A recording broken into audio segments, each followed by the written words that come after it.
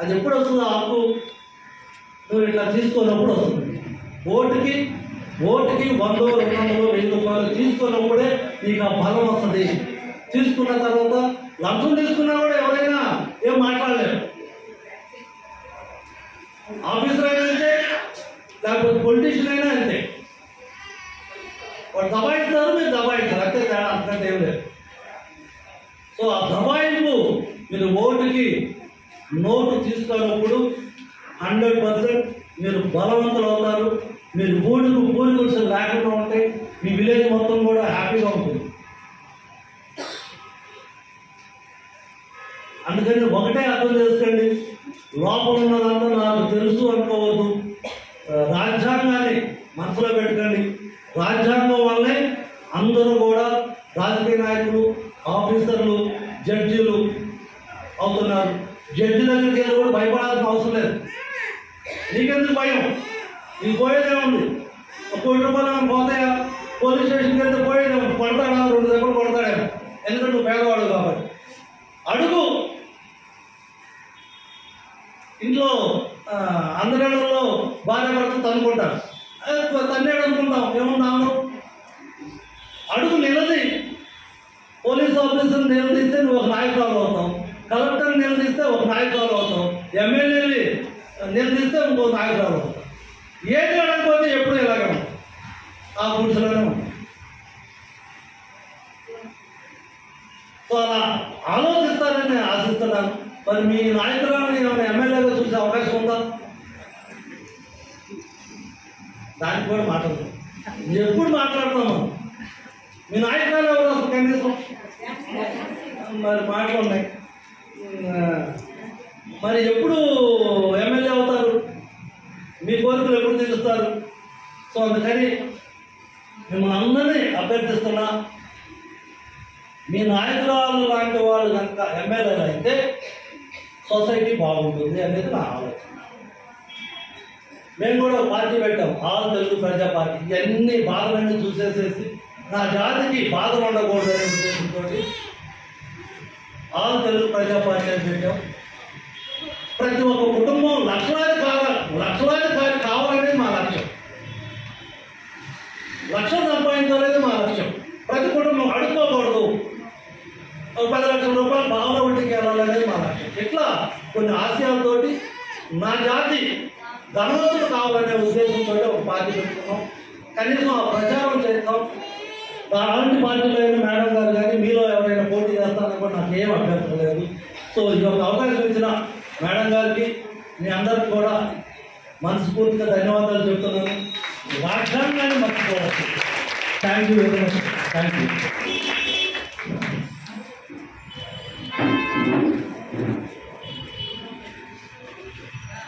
Sir చెప్పిన విషయాలు అంతగా అర్థమైంది. ఐఆర్ఎస్ ఉద్యోగానికి వాలంటరీ రిటైర్మెంట్ ఇచ్చి రాజ్యాధికారం వైపు మన జాతి న్యాయంగా మాట్లాడుతున్నాం. మనం ఓటు కిందాక మేడం గారు చెప్పారు 200 కోట్లు, 500 కోట్లు, 10 కోట్లు అది. మరి నీ ఓటు ఎలా ఉంది? నీ ఓటు సక్రమంగా కనుక వెళితే ఎమ్మెల్యేని కూడా తొక్క పట్టుకుని అడగదు.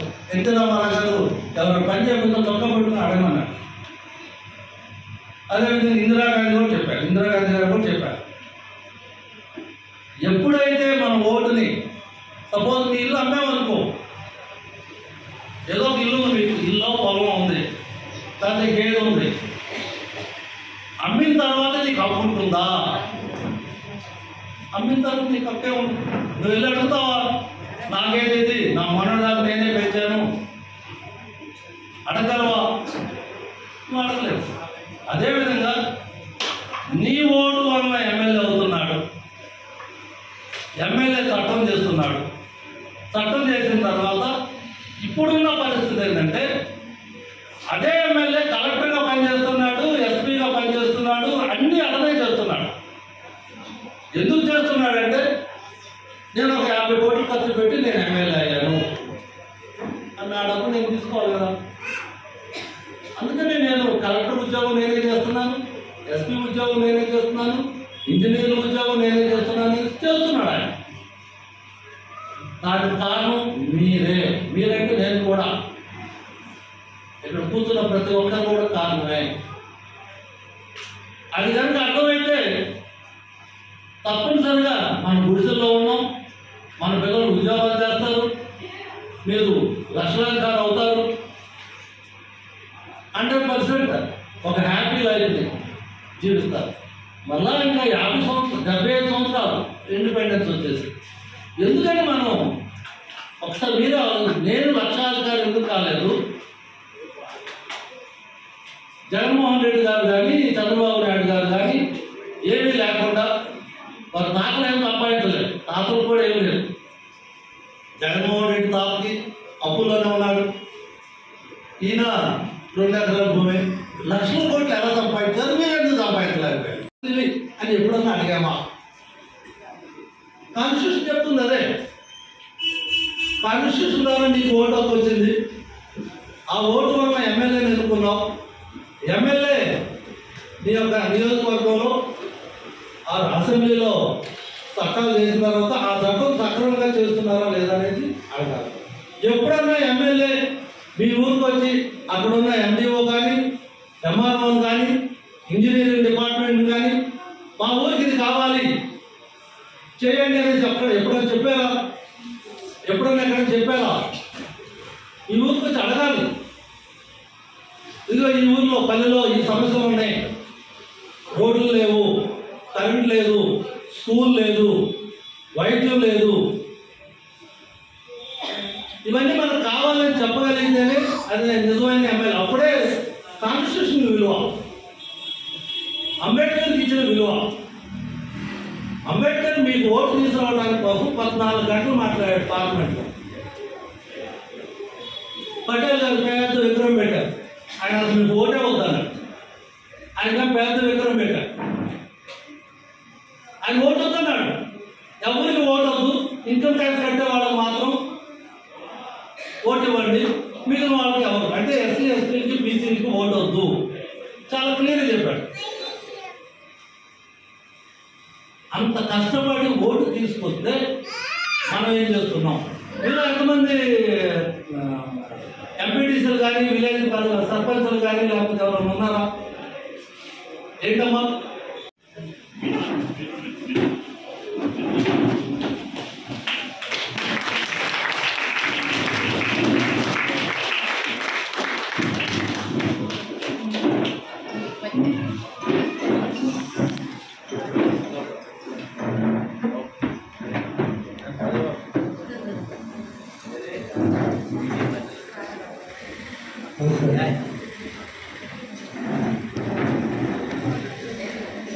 మీలో ఎంతమంది సర్పంచ్లు కావాలనుకుంటున్నారు, ఎంపీటీసీలు కావాలనుకున్నారు, జడ్పీటీసీలు కావాలనుకుంటున్నారు? అసలు అనుకుంటున్నారా లేదా? మిమ్మల్ని చేయాలని మేడం గారు సభ పెట్టారు అంటే ఏదైనా ఆశ ఉంటే కదా. ఎప్పుడైనా అయ్యారు నేను కావాలి, ఎమ్మెల్యే కావాలి, లేకపోతే సర్పంచ్ అవ్వాలి, లేకపోతే ఎంపీటీసీ అవ్వాలంటే కోరిక అనేది లేకపోతే ఎవరు ఏం చేయలేదు. మీకు కోరిక ఉంటేనే దానిలో పవర్ అంటే బలమైన శక్తి ఉంది అనుకుంటే మీరు కూడా ఆలోచిస్తారు. ఒక ఎమ్మెల్యేకి ఎందుకు శక్తి ఉంది, నీకెందుకు శక్తి లేదు? ఒక సర్పంచ్ సర్పంచ్ మీ సర్పంచ్ మీరే చూసారా లేకపోతే మళ్ళీ అక్కడ ఓసీ వాళ్ళు చూసారా? మీరు ఆవిడ బలమైన నాయకురాలు కాబట్టి ఆవిడే చూశారు. ఆవిడ బలం లేదనుకో, ఆవిడ కనుక మేడం గారి దగ్గర నేర్చుకోలేదనుకో ఏమి మళ్ళీ ఎవరో వచ్చేసేసి ఆ చేతిలో వేరే కూర్చుంటారు. అందుకని నీకు కాన్స్టిట్యూషన్ అనే ధైర్యం నాకు ఉంటే కాన్స్టిట్యూషన్ ఉంది, రాజ్యాంగం వల్లనే ఎమ్మెల్యేలు, మినిస్టర్లు, లేకపోతే ఎంఆర్ఓలు, కలెక్టర్లు, ఎస్పీలు అందరూ పనిచేస్తున్నారన్న జ్ఞానం అనుకుంటే మొత్తం చదవాల్సిన అవసరం లేదు. జ్ఞానం ఉంటే చాలు, ఎవరినైనా కూడా గట్టిగా మాట్లాడచ్చు. రాజ్యాంగమే ఎంతకంటే ఏం లేదు, ఎవరైనా సరే. సో గుడిసెల్లో గుడిసెలు మీ గుడిసెలు పోవాలంటే ఇంకెప్పుడు పోతాయి? పోయే అవకాశం ఉందా లేదా? లక్షలాధికారి కావాలంటే అవకాశం ఉందా లేదా? మీ వాటా మీకు రావడం లేదు. లక్షల కోట్ల రూపాయలు వస్తున్నాయి, మీకు ఎందుకు రావట్లేదు? కారణం మీరు తీసుకునే రోజు తీసుకునే ₹2, ₹2, ₹5, ఓటికి 5,000, 2,000 అమ్ముకుంటున్నారనే అందరికీ తెలిసిన విషయమే.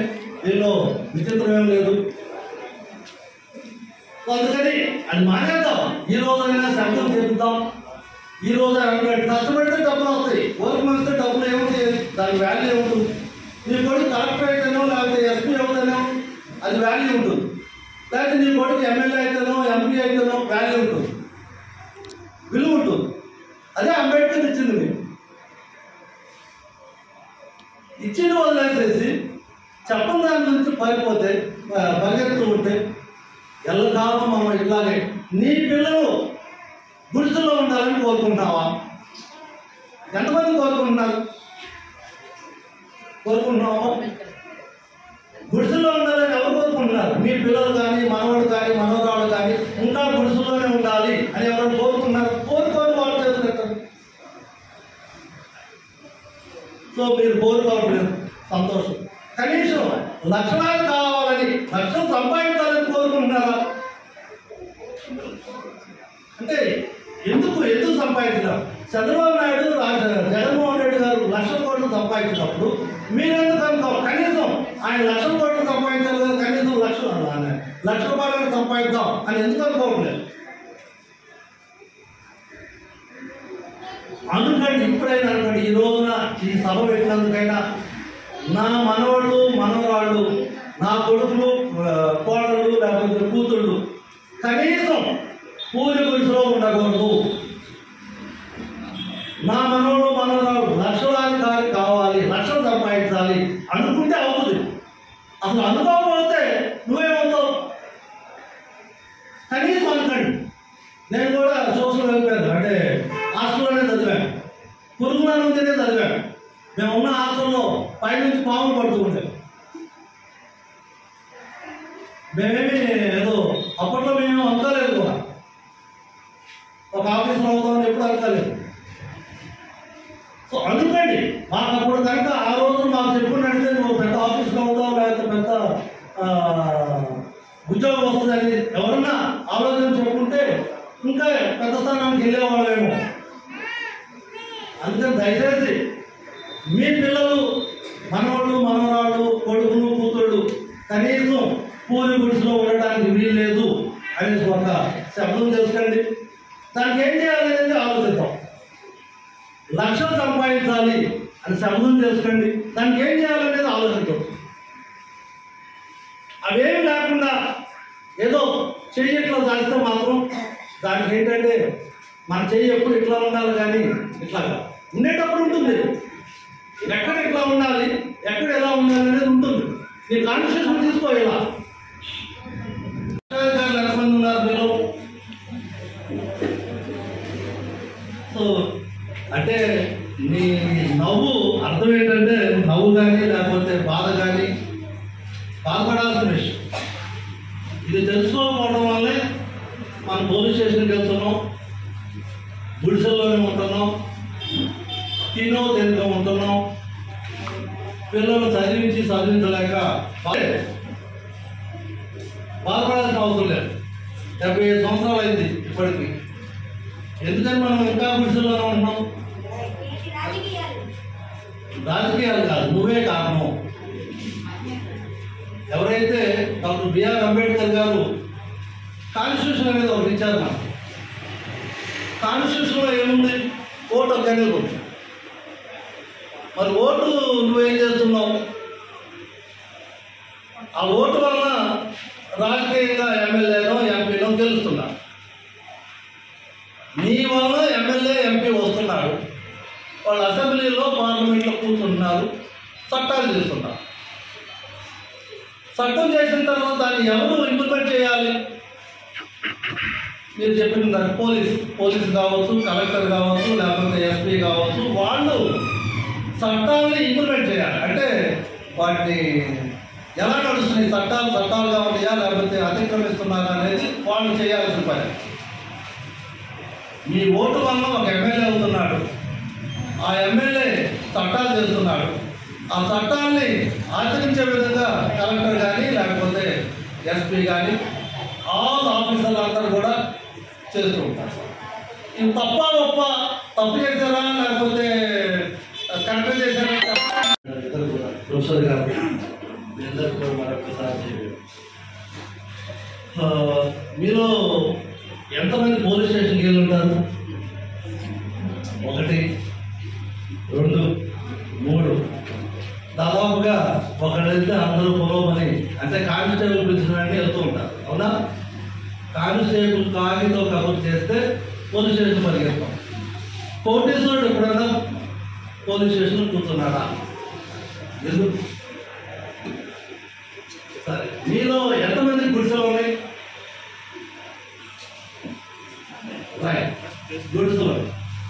గుడిసెలు ఉండడానికి కారణం ఎవరు? గుడిసెలు ఉండడానికి కారణం ఎవరు? ఏమో తెలివే. కొంచెం ఆలోచించు, మనం చదవాల్సిన అవసరం లేదు.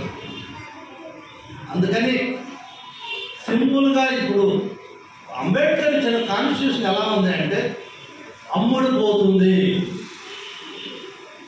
అమ్మేది ఎవరంటే మనమే.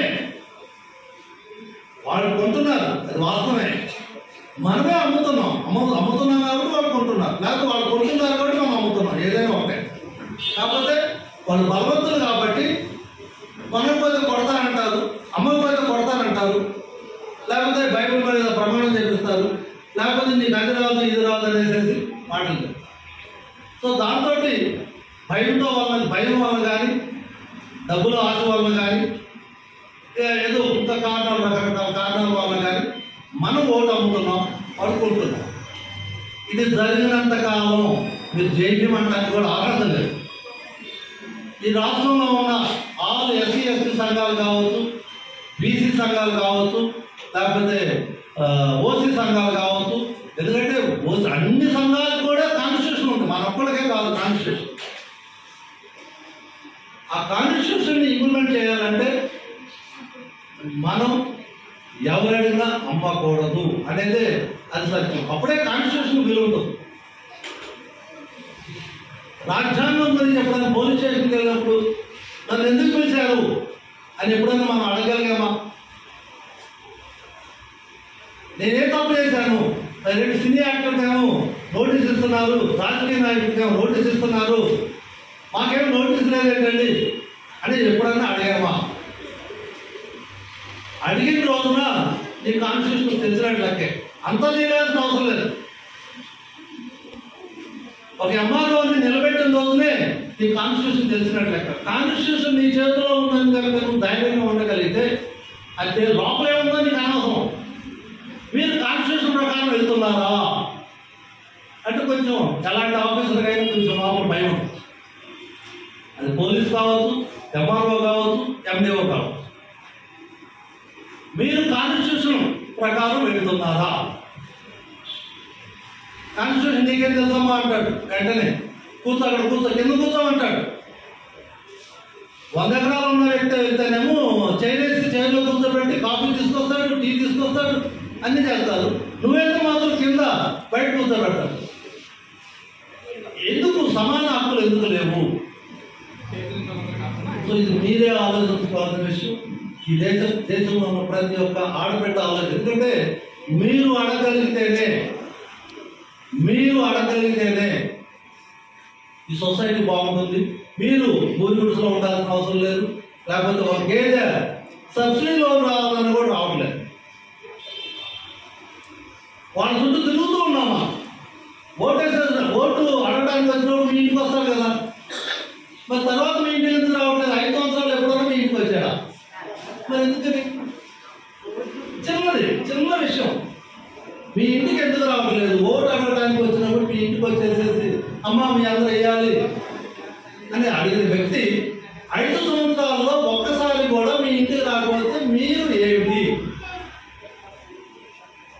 రోజుకు 2 రూపాయలు ఎంతో ఇస్తున్నాడు అనుకుంటా. 2 రూపాయలు ఇచ్చినందుకు అతను మీ ఇంటికి రానివ్వండి. అంటే 2000 రూపాయలు ఇస్తే 2 రూపాయలు ఇచ్చినట్టు లెక్క. 5000 ఇస్తే 5 రూపాయలు ఇచ్చినట్టు లెక్క రోజు సుమారుగా.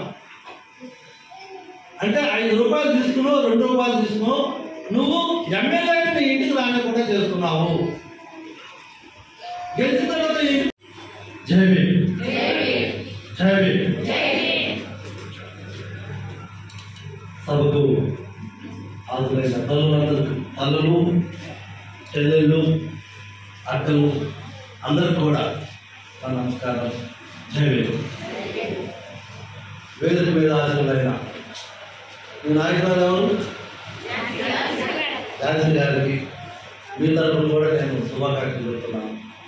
అదేవిధంగా ఇక్కడే మా క్లాస్మేట్ చూసిన వెంటనే సో సొసైటీ అంటే సొసైటీ బాగుపడాలని అడ్వకేట్లు పనిచేస్తున్నారు. అదేవిధంగా హాస్టల్ ప్రజా పార్టీ అంటే ఎంత సరళంగా రాసి ప్రజల దగ్గరికి తీసుకెళ్లేటువంటి ప్రయత్నం చేస్తే అంత సమాజానికి మేలు కలిగించినటువంటి వారు అవుతాం. ఎందుకంటే ఎందుకు ఇంకా అణగారినటువంటి వర్గాలు ఇంకా 70-80 సంవత్సరాల తర్వాత కూడా మన దేశంలో ఉన్నాయి అంటే దానికి ప్రధానమైనటువంటి కారణం మన యొక్క హక్కుల గురించి మనం తెలుసుకోవడం, పూర్తిగా తెలియకపోవడం, అదేవిధంగా బాధ్యతల్ని కూడా గుర్తు చేసేటువంటి వ్యవస్థలు సరిగా లేకపోవడం. సో ఈ రెండూ లేనప్పుడు, మన హక్కు ఏంటో మనకు తెలియనప్పుడు, మన బాధ్యత ఏంటో మనకు తెలియనప్పుడు ఒక అవగాహనతో కూడినటువంటి సమాజంలో మనం పూర్తి స్థాయిలో ఒక జీవనం సాగించడం అనేటువంటిది సాధ్యం కానటువంటి అంశం. సో వీటిల్లో ముఖ్యంగా ఇప్పటికీ కూడా రాజ్యాంగం పట్ల, రాజ్యాంగం మనకు అందించేటువంటి హక్కుల పట్ల, రాజ్యాంగం మనల్ని నిర్ణయించాల్సినటువంటి బాధ్యతల పట్ల పూర్తి స్థాయి అవగాహన రావట్లేదు. పెద్ద పెద్ద పదాలు, ప్రజలకి చేరనటువంటి పదాలన్నింటినీ మనం తరచూ ప్రయోగిస్తూ తరచూ అనేక రకాల మీటింగ్లలో చెబుతూ ఉండడం వల్ల ఇంకా నిరక్షరాస్యులైనటువంటి ప్రజలు కానీ, పూర్తి స్థాయి అవగాహన కల్పించుకోలేనటువంటి మానసిక స్థితి ఉన్నటువంటి ప్రజలకి రాజ్యాంగం యొక్క విలువలు పూర్తిగా అందట్లేదని చెప్పాలి. సో ఈ ప్రయత్నం ఏదైతే ఉందో ఝాన్సీ గారికి నేను ఈ ప్రయత్నానికి కృతజ్ఞతలు చెప్తున్నాను. ఇంకా సరళీకృతం చేస్తే మంచిదని నా అభిప్రాయం. రాజ్యాంగాన్ని పూర్తి స్థాయిలో ఒక స్కిట్ రూపంలో కేకే రాజు లాంటి వాళ్ళు చాలా మంది ప్రయత్నం చేస్తూ ఉన్నారు. ఆయన యొక్క జీవిత చరిత్రను చేస్తున్నారు, కానీ రాజ్యాంగానికి సంబంధించినటువంటి నాటకాలని కూడా, ఆ రాజ్యాంగంలో ఉన్న హక్కులు, బాధ్యతలు, అదే రకంగా ఒక మోడల్ అంటే ఒక నమూనా పార్లమెంట్లో జరిగేటువంటి సంభాషణలు కానీ అన్నింటినీ కూడా మనము ప్రజలకు అర్థమయ్యేలాగా తీసుకెళ్లాల్సినటువంటి అవసరం ఉంది. ఇందాక నా ముందు ఒక్క మాట్లాడుతూ కొంతవరకు నేను అంగీకరిస్తాను. మనం తిరగబడినప్పుడే మన హక్కు తెలుస్తుంది అన్నటువంటిది. తిరగబడాలంటే అవగాహన ఉండాలి, మన పరిధిలో కూడా ఉండాలి.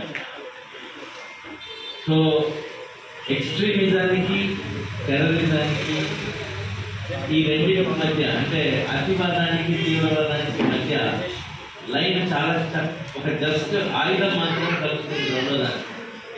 ఆ లైన్ కన్నా మునుపు మనం తెలుసుకోవాల్సినటువంటిది ఏంటి అంటే మన బాధ్యత ఏంటి, మనం సక్రమంగా బాధ్యతని నిర్వర్తిస్తున్నాము. ఇందాక ఆయన మాట్లాడుతూ ఓటుని మనం అమ్ముకుంటున్నాము. మీరు ఓటుని ఎవరైతే అమ్ముకుంటారో మీ బాధ్యతని నిర్వహించడంలో మీరు పూర్తి స్థాయిలో విఫలమైనట్లు లెక్క. మీకు అడిగే హక్కు మీరు ఆ రోజు కోల్పోతున్నారు. సో బాధ్యతను నిర్వహించినప్పుడు మాత్రమే మన హక్కుల్ని మనం అడగగలం, సాధించుకోగలం. కాబట్టి ఆ ఒక్క రోజు మాత్రం, మిగిలిన అన్ని రోజులు ఏ విధమైనటువంటి లబ్ధి తీసుకున్నా ఇబ్బంది లేదు, కానీ ఆ ఒక్క రోజు లబ్ధి మాత్రం మనల్ని 5 ఏళ్ల పాటు చీకటి కాలంలోకి నెట్టేసినటువంటి పరిస్థితుల్ని కల్పించకుండా, ఇప్పుడున్నటువంటి సమాజంలో అందరినీ మంచి వాళ్ళని మనం ఊహించుకోవడం సాధ్యం కాదు. కాబట్టి సమాజానికి తక్కువ డ్యామేజ్ చేసేటువంటి వ్యక్తులు మాత్రమే మనం ఎన్నుకోగలిగేటువంటి పరిస్థితులు. సో ఆ పరిస్థితిలో మనం ఉన్నాం కాబట్టి ఎంతో బాధ్యతతో తప్ప మనం మన యొక్క ఓటు హక్కుని మనం వినియోగించుకోవాలి. రెండవది, ఇప్పటికీ కూడా పట్టణ ప్రాంతాలను తీసుకుంటే 65% మంది మాత్రమే ఓటు వేయడానికి వస్తారు. ఎంత దుర్భరమైన పరిస్థితి చూడండి. ఒక 35% మంది తమ ఓటు హక్కును కూడా వినియోగించుకోవట్లేదు. గ్రామీణ ప్రాంతాల్లోకి వెళ్తే దాదాపు 89% మన జిల్లాలో ఓటు హక్కును వినియోగించుకుంటున్నారు. అక్కడ కూడా 11% మంది తమ యొక్క ఓటు హక్కుని వినియోగించుకోవడం లేదు. కాబట్టి ఓటు హక్కుని వినియోగించుకోవడం అనేది మన గురుతర బాధ్యత. అప్పుడు మాత్రమే మనం సమాజాన్ని కానీ లేకపోతే వ్యవస్థల్ని కానీ ఆయన ఇందాక చెప్పినట్టు అధికారులను కానీ ఎవరినైనా కానీ ప్రశ్నించే శక్తి మనకు వస్తుంది. సో మన 65% ఓటింగ్ ఏదైతే ఉందో దాన్ని 100% తీసుకెళ్లే విధంగా మనందరం కలిసి పనిచేయాలి. సో ఎవరు ఓటు హక్కు ఎవరైతే ఓటు వినియోగించుకునేటువంటి పోలింగ్ బూత్ వరకు మనుషుల్ని తీసుకెళ్తారో, తమ యొక్క ఓటు హక్కు యొక్క బాధ్యతని గుర్తు చేస్తారో నిజంగా వాళ్ళే ప్రజాస్వామ్యవాదులు. ఎందుకంటే మనం 100 మందిలో 60 మంది ఓటేసి 3 రాజకీయ పార్టీలు అంటే ఆ పోటీలో పాల్గొని ఒక్కొక్కరు 20% ఓటింగో 21% ఓటింగో పొంది దాంతో మనల్ని పరిపాలిస్తున్నారంటే 80% మంది వద్దన్నటువంటి వాళ్ళు మనల్ని పరిపాలిస్తున్నారు అంటే ప్రజాస్వామ్యం విఫలమైనట్లు. అంటే రాజ్యాంగంలో ఒక రకమైనటువంటి లోటు ఏదో కనిపిస్తుందేమో అని పక్క దేశాలు మనల్ని చూసి మాట్లాడేటువంటి పరిస్థితి మన దేశంలో రాను వస్తుంది. సో కాబట్టి మనం ఏం చేయాలి? 100% పాల్గొనాలి. కనీసం 50 కంటే ఎక్కువ శాతం కనీసం ఒక మంచి అభ్యర్థిని ఎంచుకునే విధంగా మన వ్యవస్థని మనం తయారు చేసుకోవాలి. ఎప్పుడైతే మన సీరియస్నెస్ అనేది ఉంటుందో, మనము వ్యవస్థలో ఎన్నికల్లో పాల్గొనేటప్పుడు మనం ఎంత సీరియస్గా మనం ఆలోచించి పార్టిసిపేట్ చేస్తామో. కొంతమంది నాన్ సీరియస్ క్యాండిడేట్ ఉంటారు, ఊరికే వచ్చి నామినేషన్ వేయడం, వాళ్ళ పేరు మీదనో ఇంకొకరి పేరు మీదనో జనాన్ని కన్ఫ్యూజ్ చేయడం కోసం చాలా మంది ఈ పోటీలో పాల్గొంటూ ఉంటారు. అలాంటి వాళ్ళందరినీ కూడా మనం ఒక్క ఓటు కూడా వేయకుండా 0 ఓటుతో అలాంటి వాళ్ళని దూరం పెట్టినట్లయితే మనం మంచి వ్యక్తులు ఎంచుకునేటువంటి వ్యవస్థలో సీరియస్ పాలిటిక్స్ అనేటివి జరుగుతాయి. సో అదంతా మన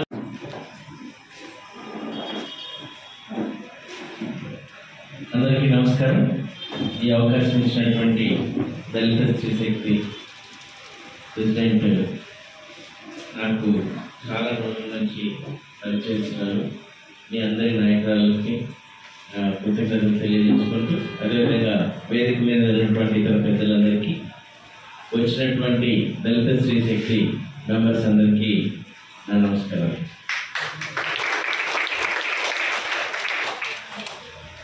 ఈ సబ్జెక్ట్ మీద బహుశా నేను మాట్లాడడం పూర్తి స్థాయిలో కరెక్ట్ కాదేమో. ఎందుకంటే ఒక సబ్జెక్ట్ వరకు అయితే నేను పూర్తిగా నాకు అర్హత ఉండొచ్చు.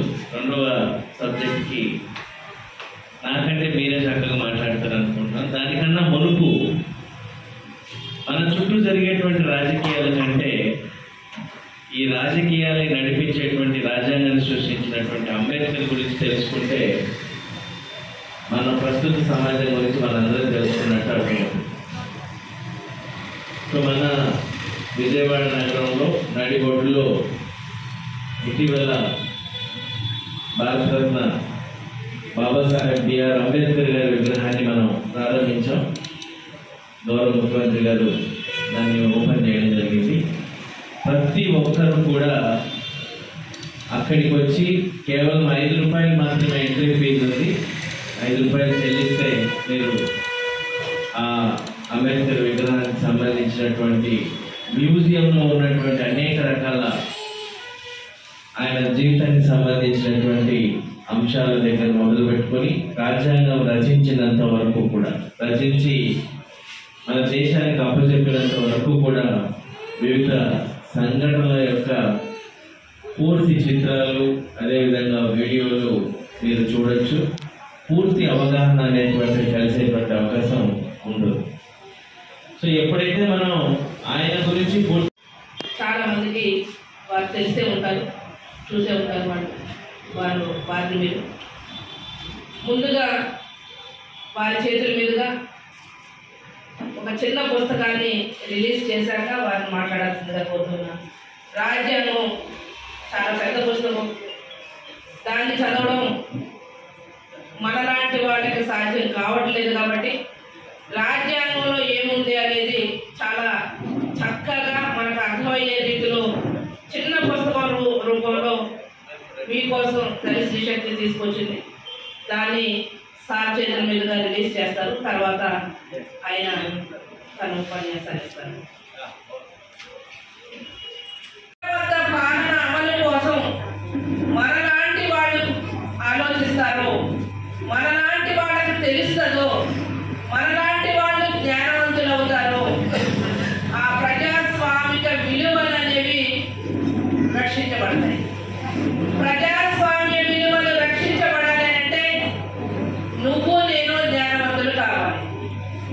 ఇప్పుడున్న పార్టీలు ఏవైతే ఉన్నాయో, నియంత పార్టీలు ఏవైతే ఉన్నాయో వాటికి తావివ్వని పరిస్థితి రావడం, లేటుగా రావడం. పాలన అమలు కోసం మనలాంటి వాళ్ళు ఆలోచిస్తారో, మనలాంటి వాళ్ళకి తెలుస్తుందో, మనలాంటి వాళ్ళు జ్ఞానవంతులు అవుతారో ఆ ప్రజాస్వామిక విలువలు అనేవి రక్షించబడతాయి. ప్రజాస్వామ్య విలువలు రక్షించబడాలి అంటే నువ్వు నేను జ్ఞానవంతులు కావాలి. ఇప్పుడున్న పార్టీలు ఏవైతే ఉన్నాయో, నియంత పార్టీలు ఏవైతే ఉన్నాయో వాటికి తావివ్వని పరిస్థితి రావడం, లేటుగా రావడం. తెలుగు పార్టీ, తెలుగు ప్రజా పార్టీ, ఈయన శివభాగ్యరావు గారు పాత మన టీం మెంబర్స్ తెలుసు. స్నేహ గ్రూప్స్ అధినేతగా ఉండి, అంబేద్కర్ ఛానల్ అధినేతగా ఉండి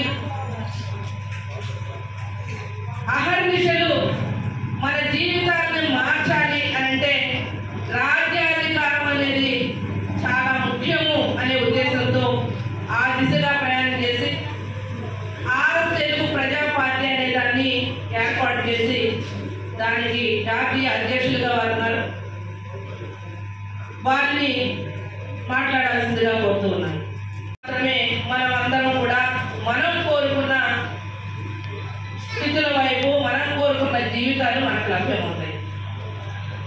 ఒక ఎమ్మెల్యే నిలబడాలి, ఒక ఎమ్మెల్యే గెలవాలి, చట్టబద్ధ పాలన వైపు ప్రయాణం చేయాలి అని అంటే ఎమ్మెల్యే ఎంపీ సీట్లు ప్రస్తుతం ఉన్న పరిస్థితి ఏంటంటే 200 కోట్లు. నాకు తెలిసిన అంశాన్ని 200 కోట్లు కలిగిన వ్యక్తులు పేద వర్గాల్లో, పేద కులాల్లో ఉండడం అనేది అసాధ్యం. అందుకని మనల్ని పాలించే వాళ్ళందరూ కూడా ఉన్నత కులాల వాళ్ళు, బలిసిన కులాల వాళ్ళు, పెద్దందారి కులాల వాళ్ళు రాజీ వెళుతూ ఉన్నారు. ఒక్కళ్ళో ఇద్దరు మన కులాల నుంచి వచ్చిన వాళ్ళున్న బానిసలుగా మాత్రమే ఉండగలుగుతున్నారు. కానీ వాళ్ళు ఎలాంటి పరిపాలన ప్రజలకు అందించాలో ఆ పరిపాలన ప్రజలకి అందించే స్థితిలో వాళ్ళు ఉండలేకపోతున్నారు. ఇలాంటి అనేక అంశాల మీద మనం ఈరోజు మాట్లాడుకోవాలి అని ఇది సమయం అనే ఉద్దేశంతో పెద్దవాళ్ళని చాలా మందిని పిలిచాం. దీన్ని ఉద్దేశించి వాళ్ళు అనేక విషయాలు మనకు అందిస్తారు. ముందుగా